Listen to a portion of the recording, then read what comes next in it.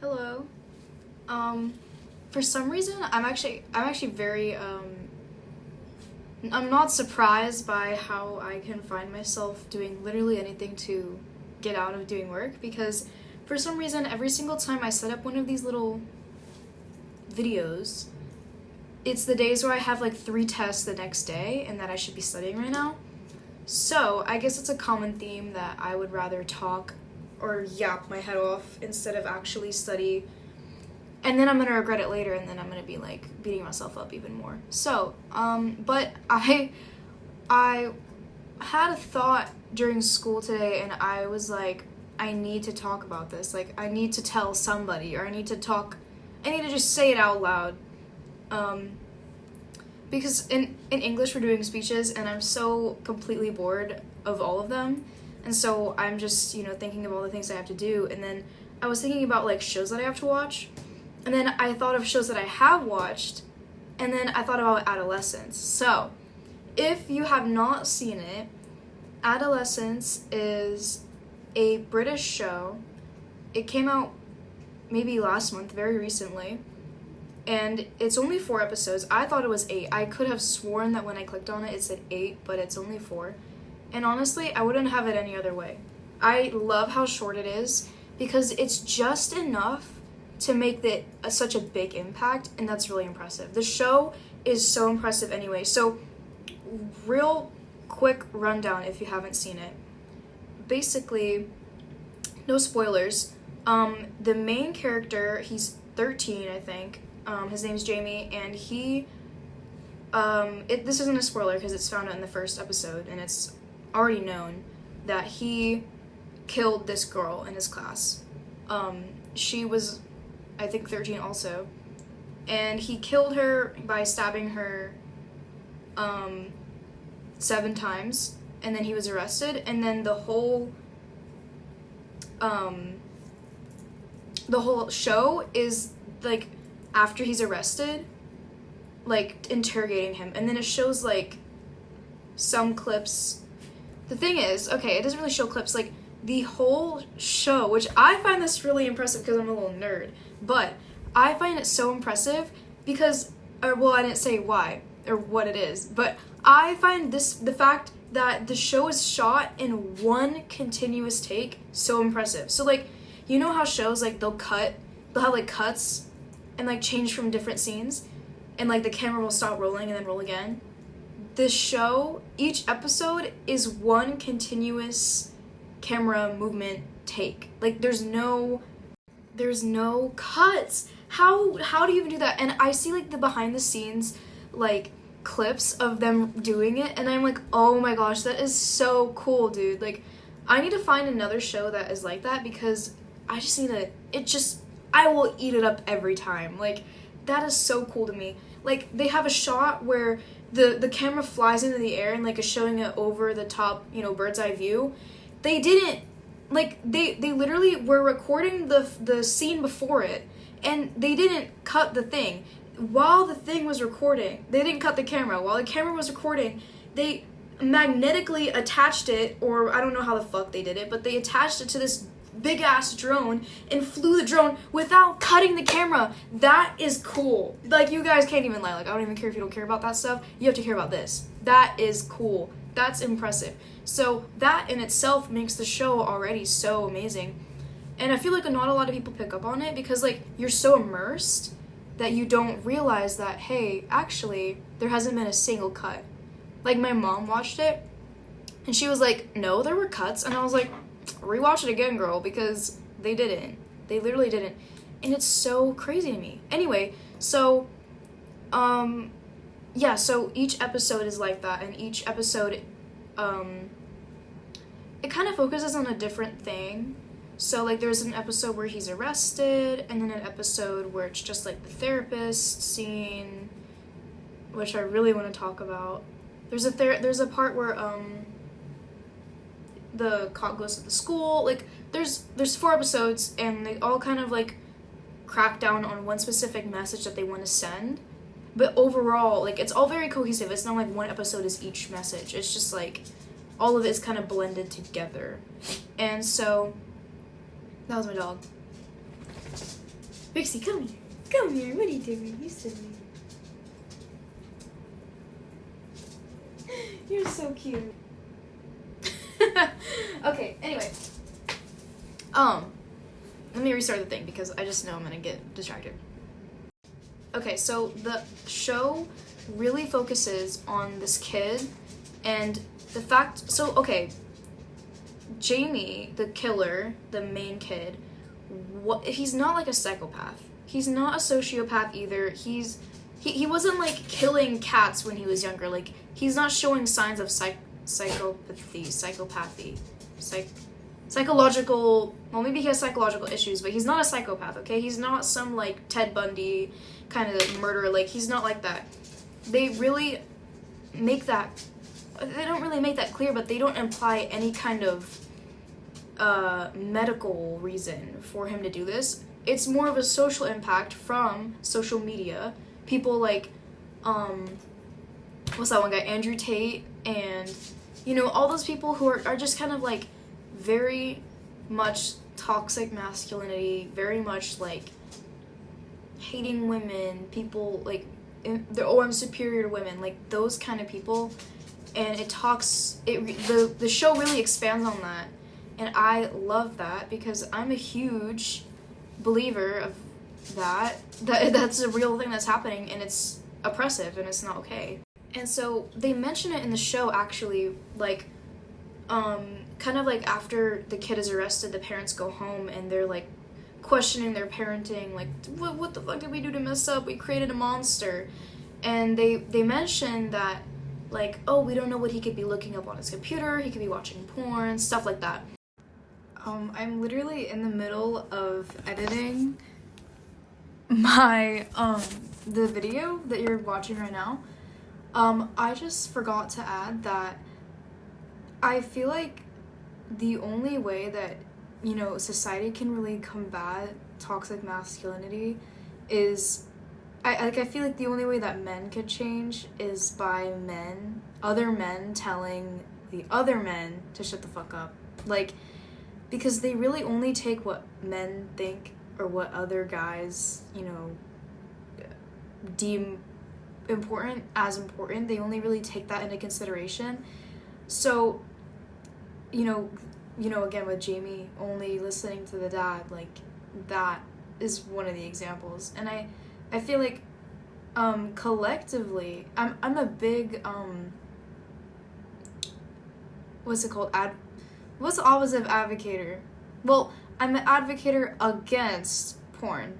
I hate pornography. I hate the idea of it. I think it's not even, it's not even accurate. It's not an accurate representation of sex either. It's performative.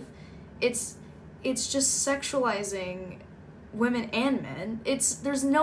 And it will just rot your brain. I literally wrote my freaking research essay about this because I wanted to actually get statistical knowledge on how bad porn is and how bad porn addiction can ruin you and your relationships with other people.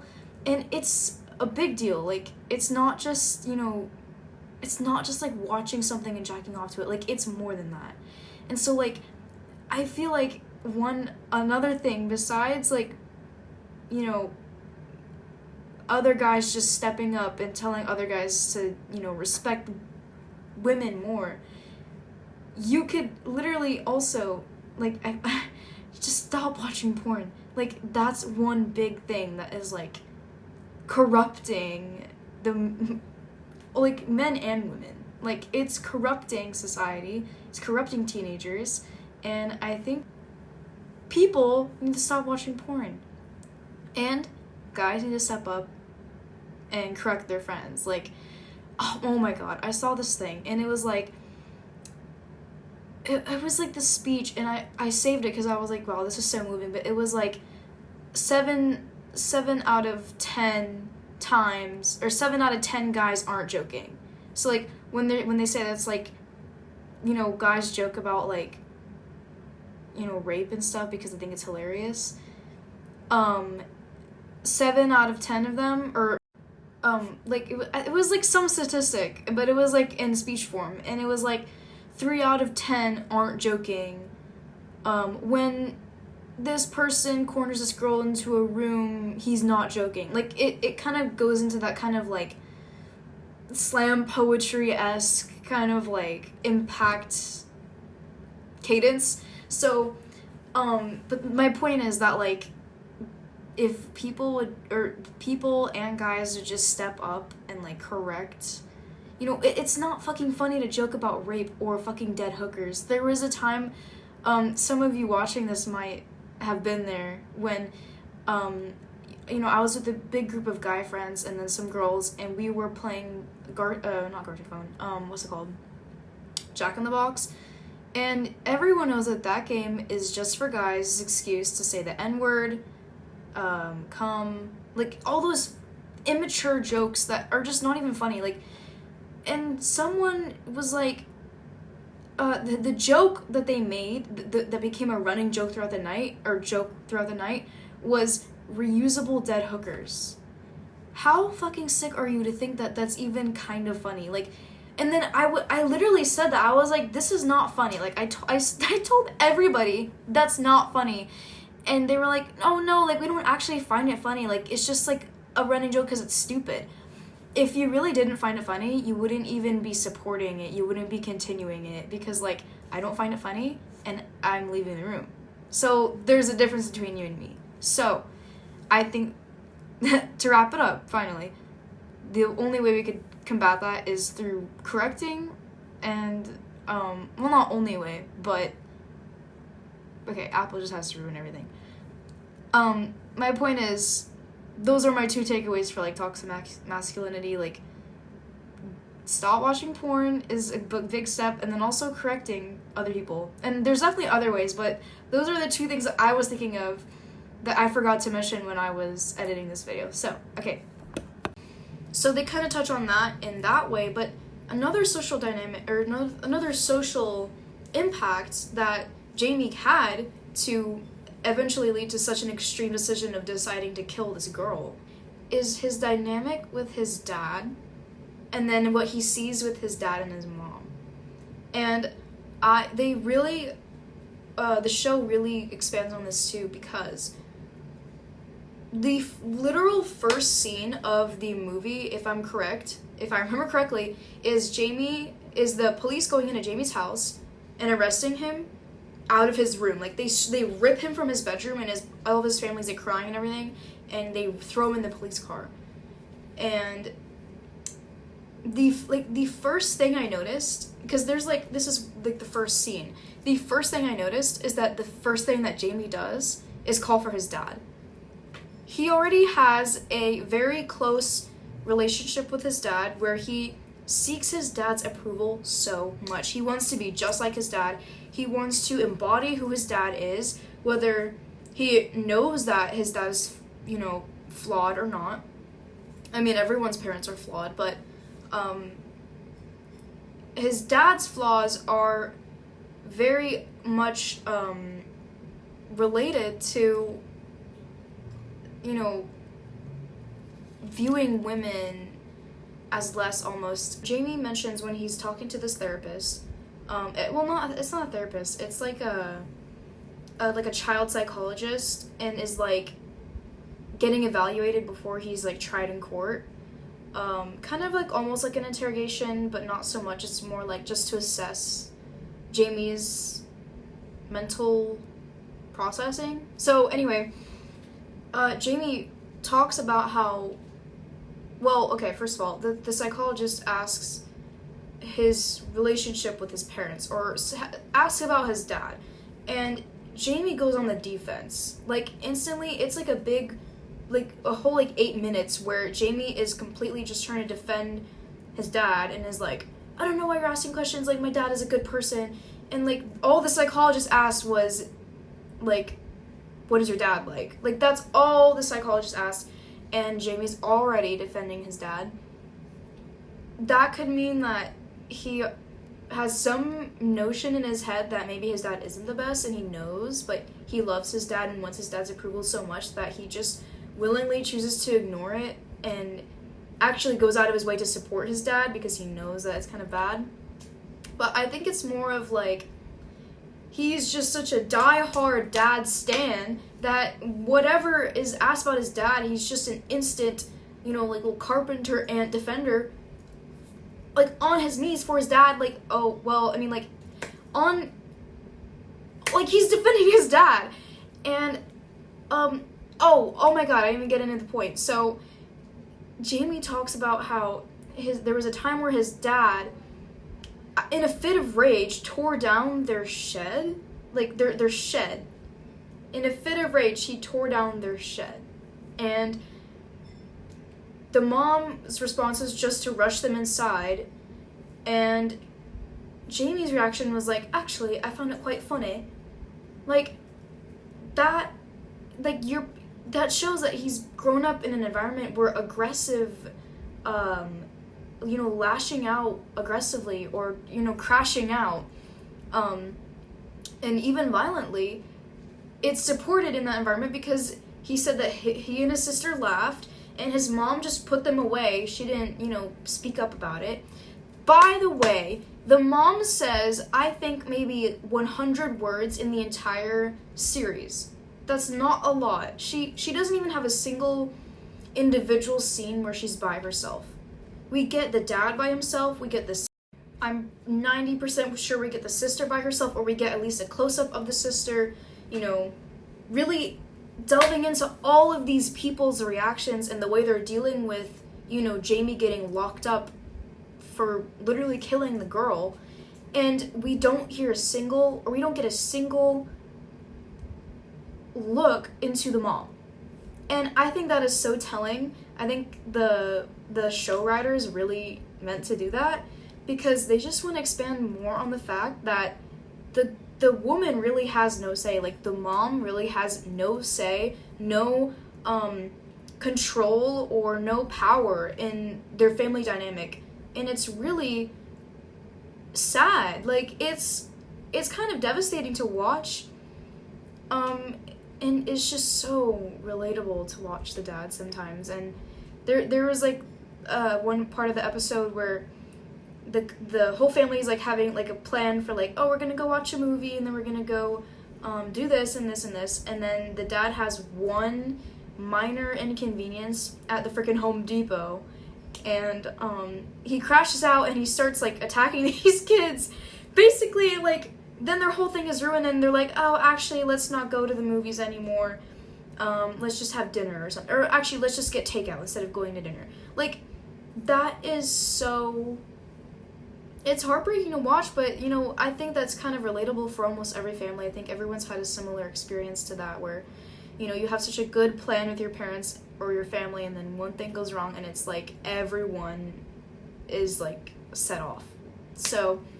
that was the dynamic between the dad and Jamie, and then the dad and the mom having literally no say. And the mom, it's interesting why Jamie chooses to idolize his dad when the mom is literally the one who knows more about him. Like, there's a scene where Jamie is, like, getting processed into the jail or whatever, and he has to take, like, a shot or something. And the mom is like, oh, don't do that, Jamie doesn't like needles. Jamie doesn't like needles. And, like, the dad didn't know that previously. The mom literally knows more. I mean, I feel like that's applicable to a lot of people. Like, your mom probably cares for you, not cares for you more, but knows more about you because she's your mom. Like, she literally gave birth to you. Like, you were in her for 9 months. Like, of course she's gonna have the maternal instinct. But it's interesting why... it's not that shocking for Jamie to choose his dad, the man-to-man dynamic or whatever. But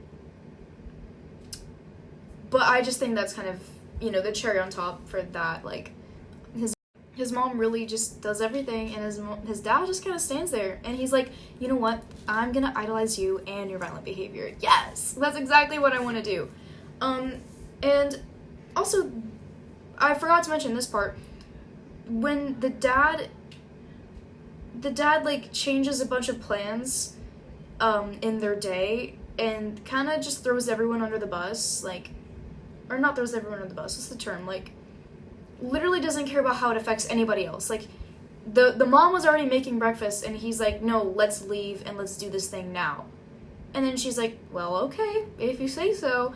And I'm just like, why? Like, I hate how there's no, there's no consent, almost. Not consent, like, what am I trying to get to? Communication? Like, there's no, mutual agreement on what has to be done. And I think that's kind of literally the part of parenting. You are co-parents. You are parenting your kid. You are co-heads of the family. Like, there's not one head of the family. In my opinion, I disagree with, like, a patriarchal society. Like, I don't agree with, oh, the man has to be the breadwinner, because it's not always true. And it's okay if it's not true. Like, you're not any less of a man if you make less, or if you make more inferior decisions. Like, you're not less of a man. Like, I don't know what else to say about that.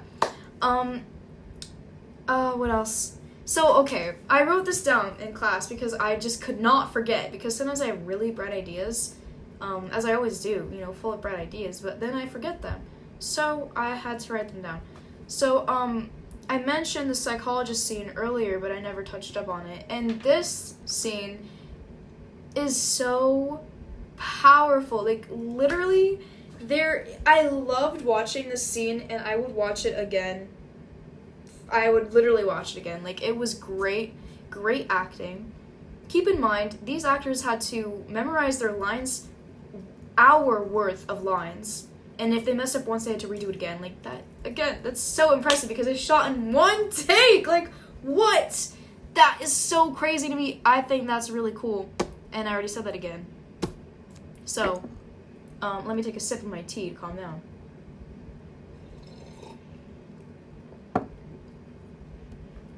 That's really strong. I'm trying this new ginger tea. I try to try a new tea every time I have tea. And this gets a nice 9 out of 10. This is actually really good. This kind of a mellow, it's got a little tang to it. Okay, I don't know where to start with this psychologist scene, because there is so much to, like, unpack. So I'm definitely gonna miss something, and I'm gonna be kicking myself because I really wanted to talk about it. But I have like 4 things written down.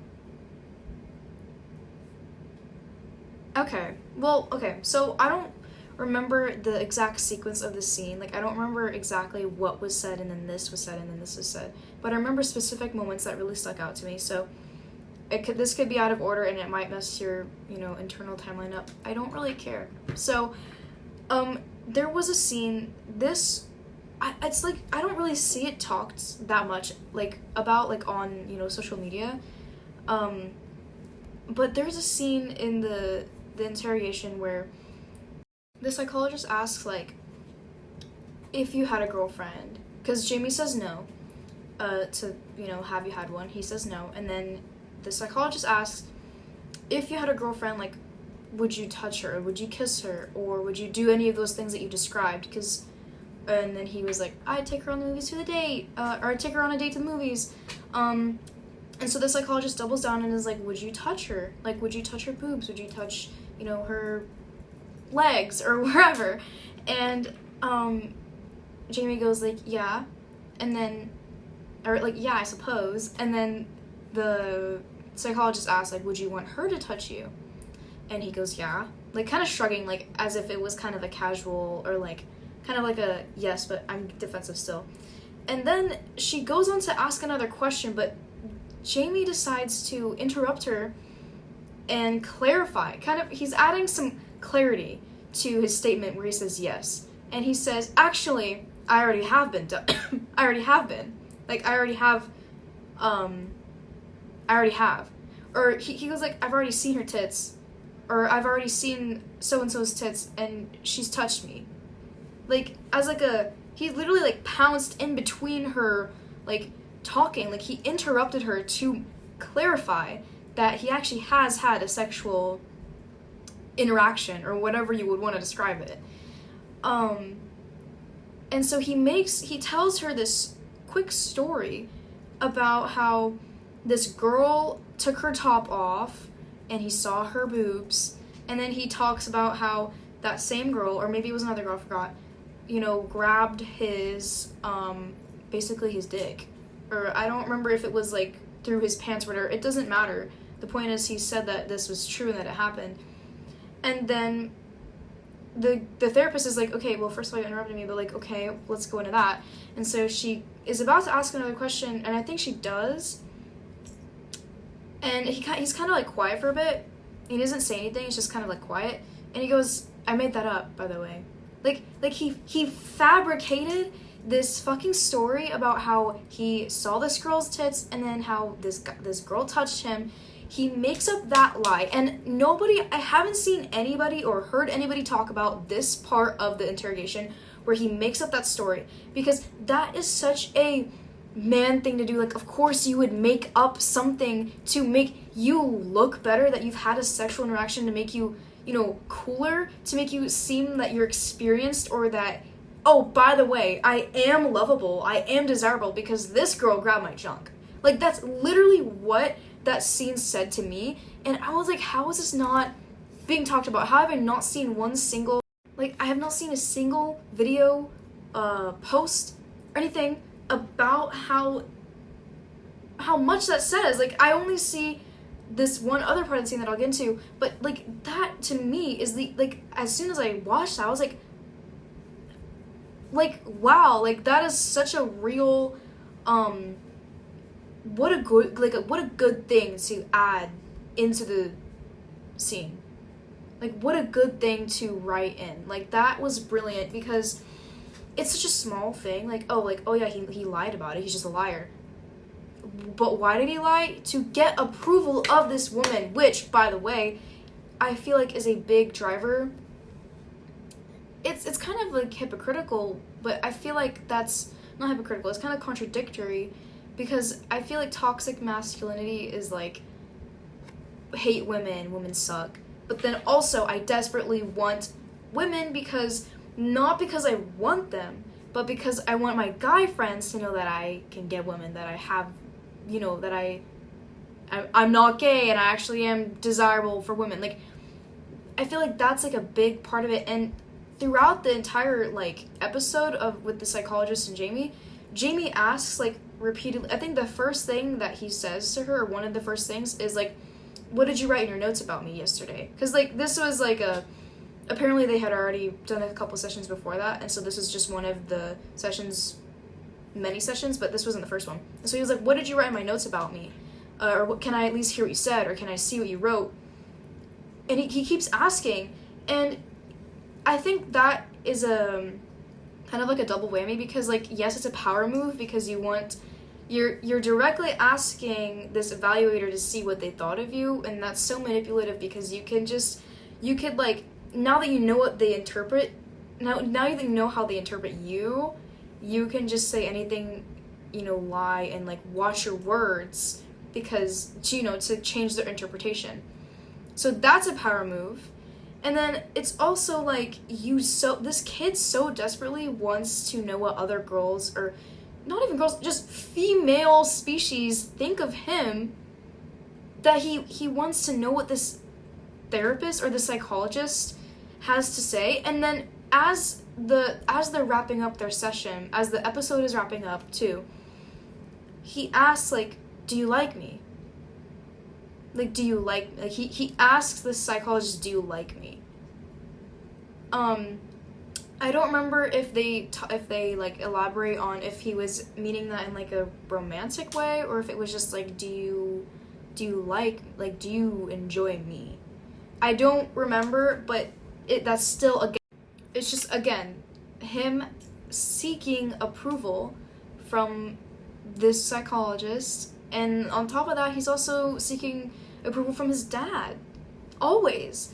And actually, in the scene, he recounts this time where his dad put him into sports to try to get him to man up, or get athletic, and apparently Jamie sucked at it. And Jamie was talking about how, it kind of hurt him whenever Jamie messed up in a sport, his dad would just look away, or he would turn away, like almost shamefully. And what's cool about that statement is that in the first episode, when the interrogator, like the actual police, are confronting Jamie and his dad with CCTV footage of Jamie stabbing this girl, Jamie's dad does nothing but turn away. He turns away and shamefully, and obviously probably in shock because you just watched your 13-year-old offspring kill someone else's kid. So obviously shocked too, but I find it interesting that that's kind of a parallel. I love noticing these things. I love picking out these kind of intricate details. Like, I love when shows are so interwoven like this and not so superficial, because it's just like, it's like brain food for me. Like, I enjoy this so much. So yeah, and also, okay, so back to the part where, toxic masculinity is kind of like, you hate women, but you also, you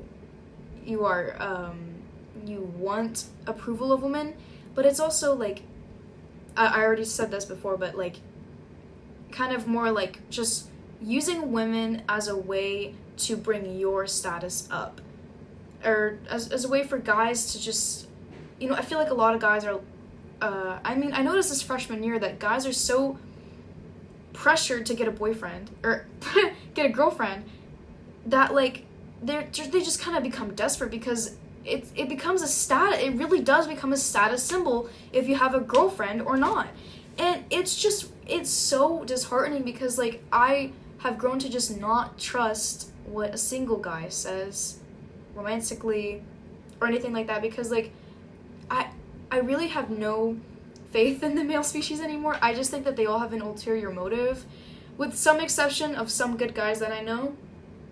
But most of these guys, like, get out. Like, I literally can't do it. And it's just, I think that that really applies to a lot. That just applies to a lot of, guys, in high school. And okay, there's a scene in there's a part of the psychologist scene.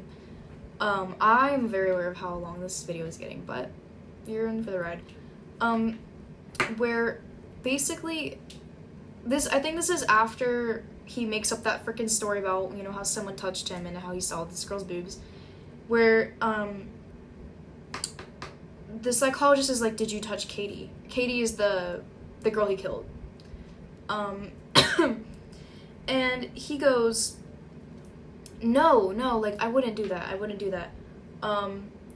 And he actually says, I could have, and I really wanted to, and most guys would have, but I didn't. That makes me better. He says those exact words. He says that he didn't.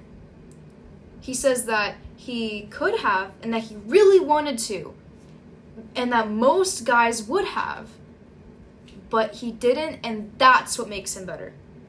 What is this kid saying? Like, that is so crazy to me. That's actually really disgusting too, because you are saying, what he's basically saying is that because he didn't physically and sexually violate this girl, this poor 13-year-old girl, that makes him better than his friends or than most guys. And the fact that he, as a guy himself, can make that statement as part of the male population, he can speak for the male population, or his teenage population, that most guys would have touched the girl. That's so disgusting. That is so gross. And you could see the sheer fear that the poor psychologist, expressed when hearing that. Because how could you not feel so grossed out by that? I could have touched her, but I didn't want to, and that makes me better? Girl, that's the bare minimum. That's not even the minimum. That's like below the minimum. Like, that's like human minimum. Like, I think that is so crazy, and that's the scene that gets the most attention on freaking social media, not the one where he makes up the story about, you know, seeing a girl and then the girl touching him, which I think, while I think the one where he says that he could have and that he didn't want to, or that he did want to but he didn't, I could see how that is more extreme, but I think they're on the same level. I just think both scenes deserve recognition. The last part about the psychologist scene that I want to talk about, or the psychologist episode, is where the psychologist actually leaves the room because Jamie crashed out on her and, like, stood up on her and, like, I mean, I could talk about his freaking power dynamic with the psychologist for hours if I wanted to. Probably not hours, but for a long time. But I'm not going to because it's kind of, I mean, we already know that he thinks he's better than everyone, so. But yeah, he stands up on her, he, like, throws his chair, and, you know, shouts at her and stuff, and so she's like, I'm gonna leave the room. So she leaves, and she wants to watch him from outside the room through the security footage to see, you know, if he has any kind of behavior that she needs to pick up on, obviously because she's a professional psychologist. And so she gets a drink, and then she asks, like, the security officer if she can watch him through the security room, the control room. And the guard goes like, yeah, and he kind of is like a middle-aged man, maybe a little bit less than middle-aged, and so he brings her to the room, and she's obviously in the middle of doing her job. She's obviously in the middle of doing something extremely important that kind of supersedes whatever the fuck this fuck-ass officer has to say. He's not even an officer, he's like Paul Blart. Like, probably not even. So this, you know, dressed up costume of a cop starts talking to the psychologist, like, about random shit, like, I can never do your job, you know, I don't get paid enough, something like that. And the psychologist is just ignoring him because, you know, as all girls learn to do, like, sometimes the best thing to do is just stay quiet. And so that scene brought me physical pain because she is literally focused, she is minding her business, she is doing work, she is so, obviously, if you had even the slightest drop of social awareness, you would know not to talk to her because she's looking intently at she's evaluating this kid through the screen. Obviously, she needs you to shut the fuck up, but this stupid guy continues to talk to her. And I think that is so telling because it shows that this guy, whether he really believes it or not, whether he consciously or subconsciously believes it, he believes that he has priority in the room. Maybe you have some, you know, authority because you are wearing a badge, but you don't, a badge doesn't give you authority in, like, a conversation or social interaction. But some part of this this guy's mind thinks that he doesn't see it as an intrusion because he's so above everybody else that he doesn't see him not shutting the fuck up as an intrusion or as an interruption to other people's, you know, just going about their day. Like, he just, and it's such as like a small part. I mean, it's not that small. Like, it's kind of really emphasized in the scene that, like, he doesn't shut up and that the psychologist is very obviously annoyed because who wouldn't be? And he really believes that he has the power, like, so much power to take up that much space in a moment. Like he really just does not stop talking. And in my, like, while I was watching, I wanted to crawl through the screen and, like, shoot him because he would not stop talking. And I feel like I've experienced that so many times. And honestly, only with guys. So, I mean, I don't know what to say about that. But yeah, I think that's really all I have to say for now about Adolescence. Please go watch it if you have not watched it already, because it is a great show. Very well written, very well acted out, very well filmed, very well made. Just overall, very, very top tier film, show, series. Please go watch it. Tell me what you think about it. Tell me if you think I was stretching. Tell me if you think if you hated it, or if you loved it, or if it was so you just didn't finish it. Because I would love to hear anyone else's take on the show. There's definitely more that I could, talk about, but I think I've been talking about this for like over 40 minutes. Maybe not. Maybe more. But, yeah. So, yeah, that was my take on adolescence. So, thank you for listening.